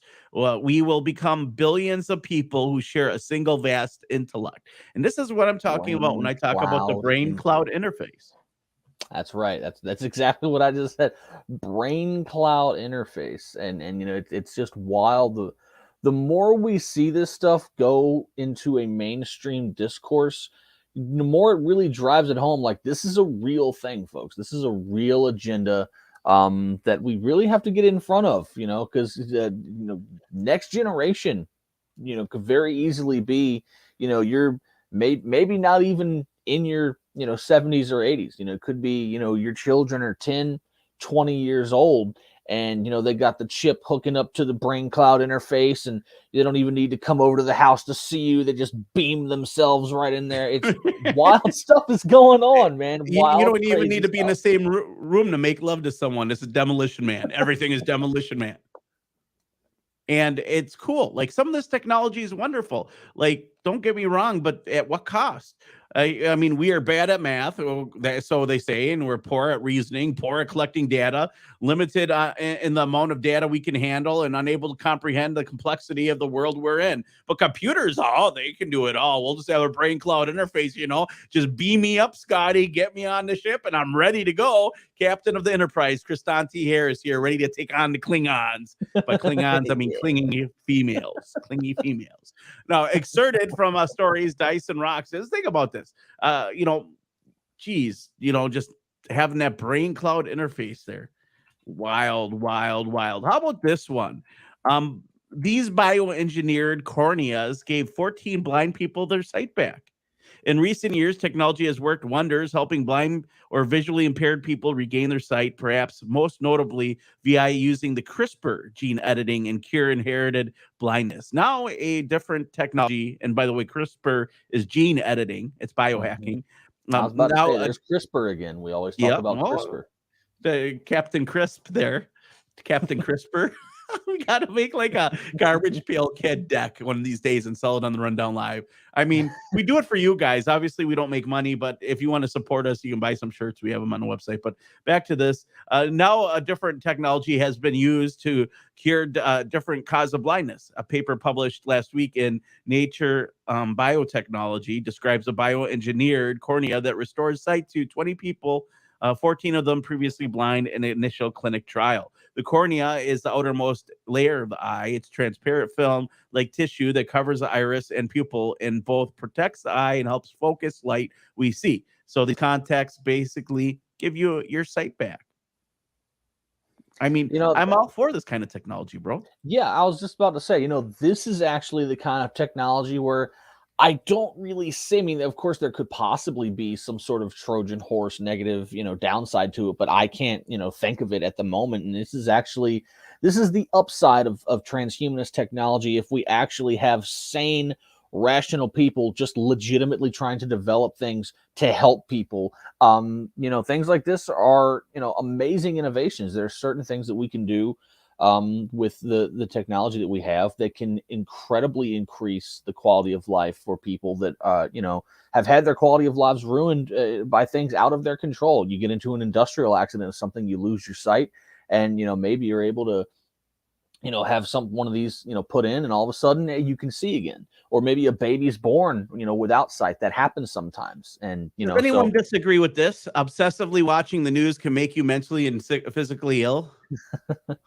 I don't disagree with it whatsoever. I agree with it. Study finds, and we've been telling you that for years. That's why we're your radio station and we're your radio program, right? Like you watch the mainstream media, you have a right to feel sick because it's a bunch of bullshit. You're eating poop. You're feeding your brain GMO fucking food, and you're feeling dumb as can be because you're believing everything the news tells you because you don't want to do your own research. You don't want to think for yourself. You want the brain cloud interface. Hook me up. Make me a cyborg, because that's where you're going. They're already putting bugs in the food. Look for cricket flour sitting in your chips because they're doing it and they're not telling you about it. You're going to be eating the bugs. And CNN is going through some major changes. Did you hear about that? Yeah, Brian Stelter finally getting kicked to the curb. Yeah, I guess the $20 billion investor said they would like CNN to be more centrist because, all that woke stuff is killing ratings. They realize that, centricity is where it's at, and that's what we do. That's why they have to censor us so they can beat us. They can't beat us on a fair playing ground. We've mentioned that. Our ratings were beating local, news stations like Fox and what was it? CBS 58. Our online Alexa was that good before the censorship. Even if you go to TalkStream Live, I'm sure you can go to it right now. We're typically always beating CNN, MSNBC on a national scale. Their radio programs, you click over to whatever radio show there is, nationally, and we're typically beating them. CNN, MSNBC, CNBC, and they hate it, man. They can't stand it that you come here to get real news because you know that they are full of crap. Well, right now we're right behind InfoWars and Glenn Beck, but ahead of OAN and the War Room with Owen Schreier, which isn't live right now, but a couple of other ones. So that's pretty interesting. I don't know who Todd Starnes are, and Brian Kilmeade. He's from Fox. He looks like he's got a sharp dress suit. He's got to be real. Where's Alex Stein on here? Where's the Stein guy? Alex Stein does some good things, but right now, it's interesting. KGRA is popping up there. Number 1 is Dan Bongino, Clay Travis, and Buck Sexton, and Alex Jones. Number 3 in the War Room with Steve Bannon. Number 4, Newsmax, and a bunch of other stuff. Normally we're in the top 10, but we haven't been on air the last, 4 or 5 days, and we're just getting the back swing of things, getting back to the swing of things. And, maybe we need a robot AI person to give the news while we want to take some days off. But did you hear this article has been going a little bit viral? 3 Bronx women robbed men of their clothes at knife point. Women are going around robbing 38-year-old men, a 38 and a 37-year-old man by knife, having them take off their clothes. I have not heard that. That's wild. Yeah. What the hell is wrong with people? Two astrophotographers have captured the most ridiculously detailed photo of the moon. Neato. Congress admits UFOs not man-made, says threats increasing exponentially. I would say that's BS. It's probably man-made. When they say it's not man-made, it's probably man-made. Yeah. That's one of the interesting things. I saw Don Schmidt shared this exact article actually last night on his Facebook profile, and I didn't have a chance to read it because he shared it at like 9:00, but I saw it at like midnight, and I was like, man, and I'm tired. But it's really interesting because on the one hand, we know that there's a lot of conversation that needs to be had about non-man-made, non-terrestrial craft. This has been talked about before. There have been whistleblowers non-officially acknowledge, things that they have not put out in the mainstream, but whistleblowers from the inside the industry nonetheless that have talked about non-terrestrial craft and extraterrestrial craft and things of that nature. So I'm not really sure. I mean, obviously there's got to be some kind of limited hangout connected to it because, Congress and the mainstream media, they're never just going to come right out and say something, just like right. The entirety of this whole UFO disclosure thing is a massive limited hangout to give you a little bit of truthful information while attempting to control the narrative. That's what Luis Jimenez and I were talking about on last Thursday's shows, the slow drip of UFO information to control the narrative. So I wouldn't be surprised. And here it is, the U.S. Sun. Close your eyes. Creepy AI asked to predict what a metaverse future looks like, and it's not beautiful. The popular Crayon AI, formerly DALL-E mini AI image generator, created several images that look like humans have merged with VR headsets to become one mutant being. Look at that. Look at the picture AI made that. Like he's got like he's it is creepy. AI, why is AI stuff all psychedelic? Do you think that they like it's like Trevor Moore's like laptop that makes it conscious in his hip hop video that he made before he died, and his computer became self-aware and he fed it with DMT. He smoked DMT and it's clockwork owls, and now it's making psychedelic. Look at this. Look at it. Like it's like this guy's face is partially VR and his head is being like monitored with some kind of digital net. It's kind of creepy looking what they're coming up with. And AI makes a lot of psychedelic pictures, and that's because I'm going to tell you right now, Silicon Valley is obsessed with psychedelics and hallucinogens like DMT, acid, mushrooms, all that kind of stuff, ayahuasca, and they believe in it. I mean, that's Aaron Rodgers doing ayahuasca, and here it is. Just the fact that people are doing this. Marijuana and hallucinogens use among young adults reaches all-time high in 2021. Of course, we had nothing to do. Everything was shut down, Yeah. And, when it comes to the hallucinogens such as like microdosing LSD and ayahuasca and DMT and things like that, personally, I think it's a great thing to see because those, if you actually understand the science behind it and how to healthily keyword ingest those substances, they can be fantastic substances for opening your mind, opening your third eye, and really elevating your consciousness. So, not like the way the CIA abuses it and makes people OD and crap on it to screw with their minds, but again, healthily ingesting these substances, microdosing, having maybe a shaman or someone who's familiar with it walk you through it. It's a great way to elevate your consciousness. And I think the more people experiment with it, the more we're going to see a positive progression of our society. All right, guys, we have reached the end of today's journey, so don't go anywhere. We'll be back tomorrow with a lot of great groundbreaking news, a lot more information. Head on down to therundownlive.com. Pick up one of these sexy shirts. I'm telling you, these all-seeing UFO pyramid eye T-shirts, whether they're boombox, you got to see them to see what they look like, but it supports us. We survive on donations. 100% of what you pay for these products goes towards keeping the show alive. Doesn't go to my back pocket or Don's. It goes towards paying the lights and sending us to cover things, as well as coming out with new merch. So that being said, guys, make sure you support us. Go to band.video where this video will be cataloged for free. You can become a member, support KGRADB, our digital broadcast as well.